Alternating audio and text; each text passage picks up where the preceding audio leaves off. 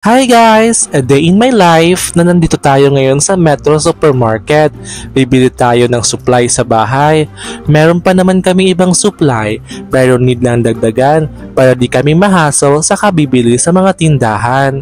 Nandito pala ako sa Pacific Mall, Mandaue City na branch ng Metro. Kasi dito sa Cebu, maraming metro. Mayroong Metro Colon sa mismong downtown ng Cebu at marami pang iba. Pero kami kasi nakabase sa Mandaue City at ito yung mas accessible sa amin.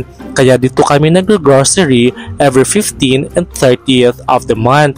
Pero depende din sa mood kasi kung gusto kong bumili, dito talaga ako pumupunta. Ngayon, challenge ko yung sarili ko na dapat di mo nalalagpas sa 3K yung magagastos kong grocery kasi yung budget namin marami pang nakalaan. Alam nyo naman na mahirap lang kami dito sa Cebu, malayo sa pamilya, malayo sa mahal sa buhay. Kung di kami magtitipid, wala tayong ibang malalapitan kundi yung mga sarili lang natin. Ako po yung tipo na nagro-grocery na bago ang lahat, kailangan mabili ko muna yung mga ulam na pang araw-araw tulad ng pork, beef, gulay at iba pa. Gusto ko kasi hindi na ako panay bili sa market lalo na nabibisi tayo sa work. Minsan 8 PM na ako lumalabas sa school. Ako talaga yung nakatoka sa grocery sa amin. Ewan ko na lang, nag-i-enjoy kasi ako kapag ako yung namimili. At alam nyo, fulfilling kapag nakikita ko yung stocks namin sa bahay na puno at marami. Kasi ibig sabihin lang yon na hindi tayo magugutom. Pero kung nakikita kong malumbay yung lagayan ng pagkain o yung stocks namin, para na rin akong nawawalan ng gana. Kaya as much as possible, 15 and 30 of the month kami nag-grocery.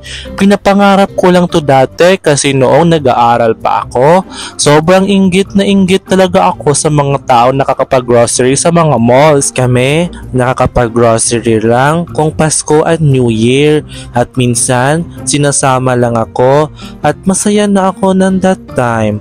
Pero ngayon, salamat sa Panginoon kasi malayo na pero malayo pa. Ibig kong sabihin, I am more grateful kasi nakaya ko yung mga unos na dumating sa buhay ko na alam ko na marami pang pagsubok in the future, but I am more than ready kasi God gave me the strength to be strong. Lalo na ako na walang ibang malapitan kundi yung sarili ko lang. Hindi naman natin dapat iasa lang sa ibang tao ang ating buhay.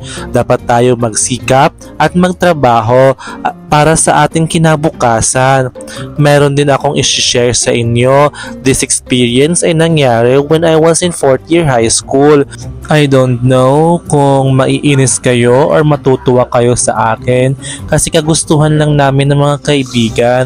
Pupunta kami sa grocery store, kumuha rin kami ng malaking basket, tapos nilagyan namin ng mga items, tapos tuwang-tuwa kami kasi akala ng ibang tao nag-grocery talaga kami. Panay pa kami tawa, nasabi namin sa sarili namin na ito pala yung feeling, pero kinuha lang namin at iniwan yung cart sa gilid. Sorry po kasi wala talaga kaming pambili that time. Pumasok at nag-trip lang kami doon. Nag-try lang kung gusto at ma-experience kung paano maging mayaman. Huwag nyo naman kaming gayahin lalo na sa mga batan na mga nanonood dyan. That time kasi wala pa naman akong matinong pag-iisip.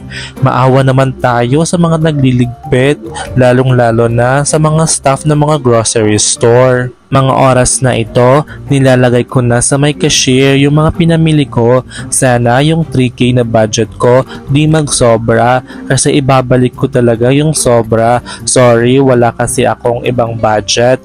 Pero sa ngayon, ibabalik ko sila sa tamang lagayan.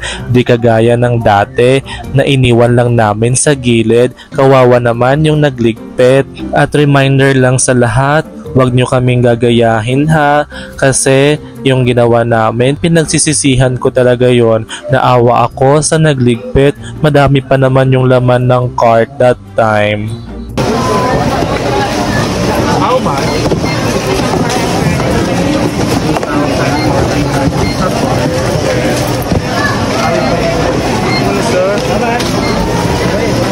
So it's 4,400. So, nakaka-grocery kami ng mga pang 5K to 4K. So ngayon tumatag lang siya kasi meron pa naman ng supply. So ayun, that's it for now.